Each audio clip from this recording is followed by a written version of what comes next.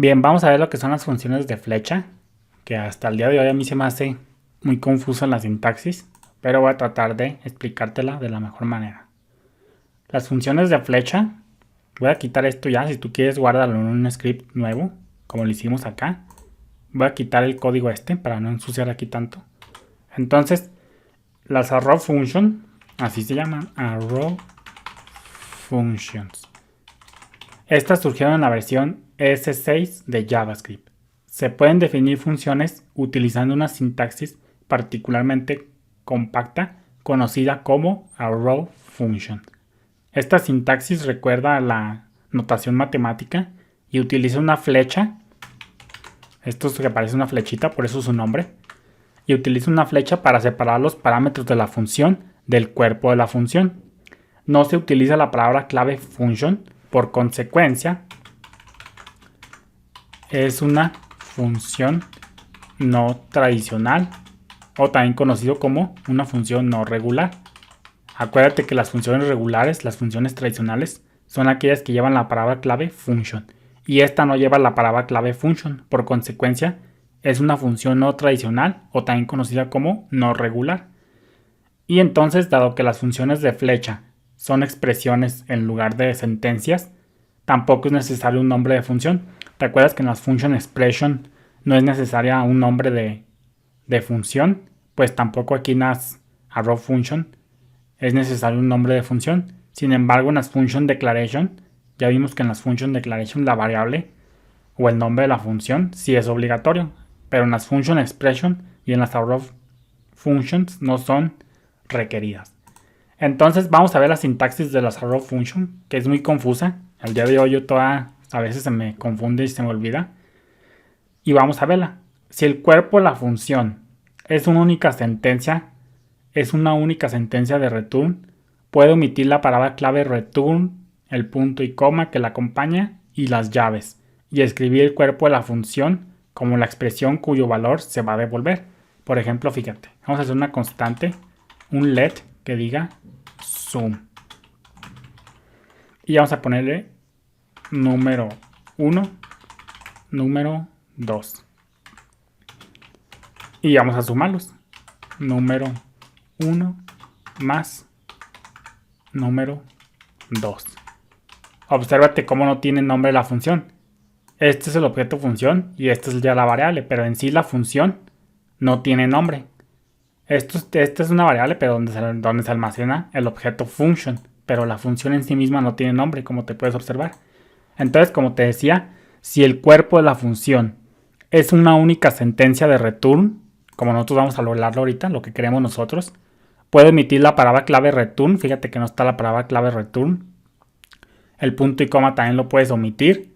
Y las llaves. Entonces fíjate que si hacemos aquí un log, vamos a sumar, vamos a recargar, pero pues la tenemos que ejecutar. Obviamente, guardamos, recargamos y fíjate cómo nos da un tremendo. Fíjate cómo aquí yo me he creado pues ya otras funciones. Fíjate, si es un solo argumento, pues ya vimos vemos cómo se puede omitir los paréntesis. Si no lleva parámetros la función, sí o sí es obligatorio los paréntesis. Dice sin parámetros. Y entonces si no tiene parámetros tu función, pues sí que es obligatorio los paréntesis. Por ejemplo, fíjate, vamos a ejecutar cuadrado. Vamos a guardar. Vamos a recargar. Y fíjate cómo le ponemos aquí cuadrado de 2. Vamos a guardar. Vamos a recargar.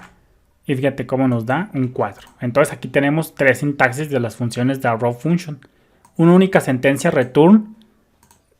No es necesario las llaves, ni la palabra clave return, ni el punto y coma. Si vas a retornar si solamente tiene un solo argumento, pues se pone solamente el argumento en sí mismo, no necesariamente los paréntesis. Y si va sin paréntesis, si va sin argumentos, pues los paréntesis son obligatorios. No te confundas aquí. La función en sí misma no tiene nombre. Sin embargo, pues esta es una variable. Pero simplemente la variable la estamos utilizando para guardar el objeto function. Pero vemos como la función en sí no tiene nombre, al igual que acá. Entonces vamos a ver la última sintaxis. Ya vimos 3 sintaxis de las arrow function. Ya vimos que si es una única sentencia return nuestra función de arrow function, pues no necesariamente el return, el punto y coma, ni las llaves. Pero si tú quieres ahora sí que tener más de una sentencia aquí en return en una función de flecha, pues sí que lo puedes lograr. Fíjate, vamos a poner aquí const sumar y vamos a ponerle en x, y, y vamos a hacer lo siguiente, vamos a poner unas llavecillas que diga x más y. Vamos a poner let variable igual a sumar. Le pasamos el número 1 y el número 2. 1 y 2. Hacemos un console log variable. Recargamos. Y fíjate cómo nos retorna undefined. ¿Qué está pasando aquí? Pues esta es otra nueva sintaxis. Aquí le vamos a poner el comentario. Cuando usas llaves en las arrow functions, si tienes que usar return en caso de que lo utilices explícitamente. Entonces esta es una nueva sintaxis y otra nueva regla de las arrow function. En cuanto tú le pones llaves a las arrow function, si tú quieres usar un return, ahora sí lo tienes que poner explícitamente, porque aquí es como si tú le dijeras a JavaScript que vas a usar una sentencia, vas a usar una función arrow function de más de una sentencia. Por consecuencia, en cuanto tú le pones unas llavecitas aquí a tus arrow function, ya tienes que usar un return explícitamente si es lo que quieres. Por ejemplo, fíjate aquí cómo nos retorna undefined.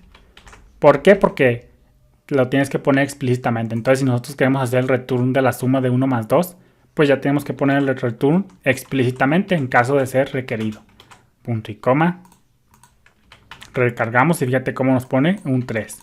Entonces, esta es la nueva sintaxis, que cuando usas llaves en las arrow function, sí tienes que usar return explícitamente si es que lo requieres. Ya si no lo requieres, pues no se lo pones. Pero pues esto se ve mucho más limpio. Lo puedes hacer en una sola línea o lo puedes hacer acá, en otra línea. Puedes poner sumar 2. Aquí vamos a copiar esto. Y pues así se vería un poco mejor. Entonces, esta es la sintaxis que a muchos más se les confunde y la que me confundía a mí.